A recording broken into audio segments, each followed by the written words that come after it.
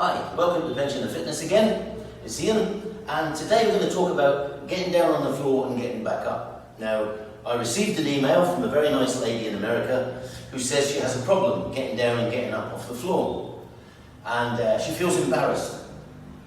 And what happens is she likes to go and visit her grandchildren, and they're very small, and they like her to lie on the floor and read a book. So she's lying on her back reading a book with one either side of her, and they're having a nice time, which is not a problem. But then what happens is when they get called, or when somebody says food's ready or whatever, the two children, they're gone. And she's left lying on the floor.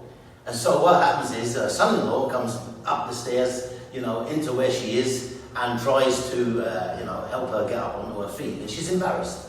So she asked me if there's a better way to get up and down off the floor. So I had a look online. I wanted to see what other people do. I wanted to have a look and see if there's, an exceptionally good way or whatever. And what I find is most people, are showing this particular way, is where they use a chair, and they put one hand in, two hands, and then they put one knee, and then another knee, and then one hand, and then they get to the position they want to be, and then from there, they try to move their side down, this arm goes out, and they lie down, and then eventually they're lying on their back. To get up, they put the knee up and fold it over, this hand goes here, and then they get back on their knees, and then they've got to walk round to the chair, one hand, and then stand up. And to me, it works. It's very good. If you're not very strong, that's a really good way to get up and down, and it's not a problem. But for me, I know that when I first started this, I struggled a little bit to get up the first few times, and I looked at getting a better way of doing it, and I found a better way. Now, there are people that have different ideas who want to go down like this and go, and again, it's strenuous and it's a little bit harder. Now, I don't do it like that, right? My way of getting up and getting down is like this. If I want to sit there, I put one foot forward. I brace myself with my knee and my hand, and then as I start to go down to kneel, this hand comes down here in a fist, and I go down and I kneel and hold myself there, and then it's simply a matter of rotating to sit. And I'm sitting on the floor. It's that simple. Now, obviously, if you've never done it before, you need to practice it a little bit. Lying down is quite easy. You put your hands back, and then you just slowly lower yourself down onto your elbows. And then you're lying flat. And you could be there with a book, with the children, or you could be lying there resting, whatever you want to do when you're on the floor. And when you're ready to get up again, you put your hands down, raise your shoulders slightly, elbow back, and then press with your hands and you can sit up. And that's quite simple. There's an even simpler way. If you're here, you can use your arms and your legs, right, to get you seated upright. And all you do is you throw them forward and you sit up. Which is very, very easy, and it's very easy to do. Of course, if you're a grandmother and you're in a dress, that might not be the best idea. If your son-in-law's coming into the room. But that's a way to get to the sitting position. And of course, if you've worked on your abdominals and they're a little stronger, you can sit up without using your legs at all. So, we're seated. Now we want to get up. And this is, if you remember, when we got down, we were here, we had an arm and one knee. Well, we can go back up the same way. So, we're in the seated position. Put your arm down, don't put it over here, put it close to your body. And what you're going to do here is you're going to roll onto this knee, you're going to roll forward onto this knee, and then this foot will come round to here. And you'll support yourself with your arm so that you can rotate the way you did when you came down. And you rotate to there and move your leg. Now you're in a kneeling position, you can simply stand up, or you can use one or two hands to stand up that way. And for me, personally, that's a better way to get down and get up. And you can do it that way. Now, because of this email, I started looking online for information about getting up and getting down to see what I could find for you. And I found out that a few years ago, a group of scientists in Brazil developed a test on longevity, on how long you live, for older people. And what they did was they designed this test of getting down, getting up. And if you can get down, and there's 5 points for getting down and 5 points for getting up. Each time you put hands down or knees down on the floor as you get down or get up, you lose 1 point.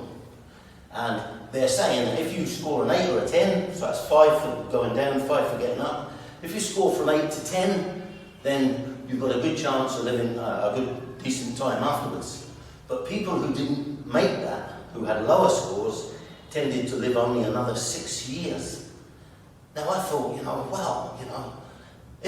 I suppose if you're really weak, then you're obviously, you're not having a good chance at a longer life.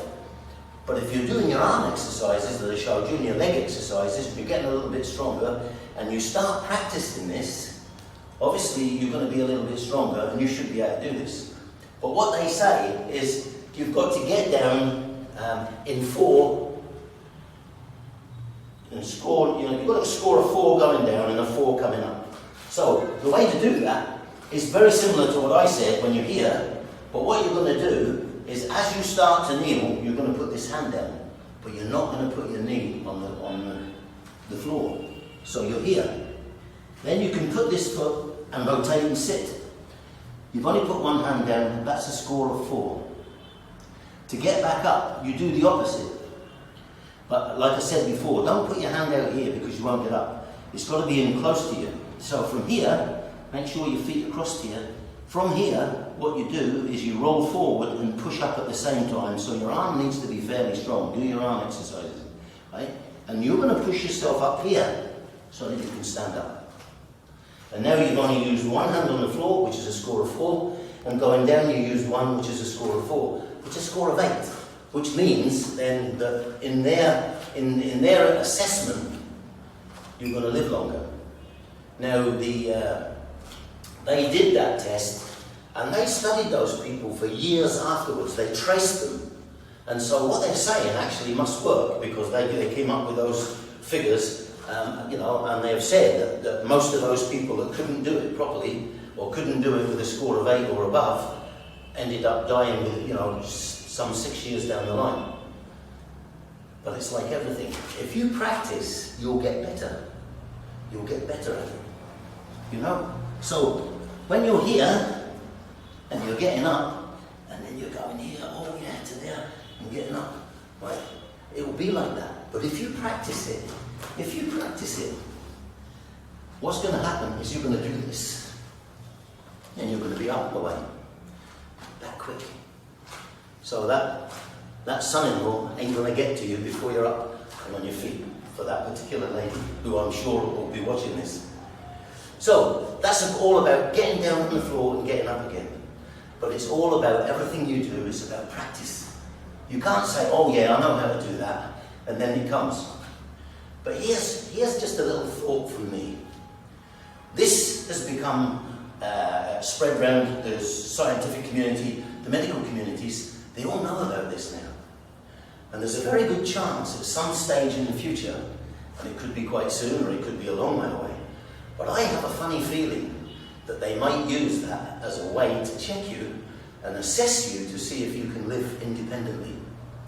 They're not doing that now, so don't think they're doing that now, but they might do it at some stage in the future. So it's a good idea to practice that and be able to get down and get up, all right? Because obviously, if your ability to live independently is in doubt by them for whatever reason they've got, then you want to be able to prove that you can live independently. And that's important for you, it's important for me. I don't want to live any other way but independently. I don't want to be in a home somewhere else. So, just think about it. Don't go mad, but practice it a little bit. Do it occasionally, every couple of days, have a little try at it. And you'll gradually get better at doing it, so that you can get down quite easily and get back up again. All right?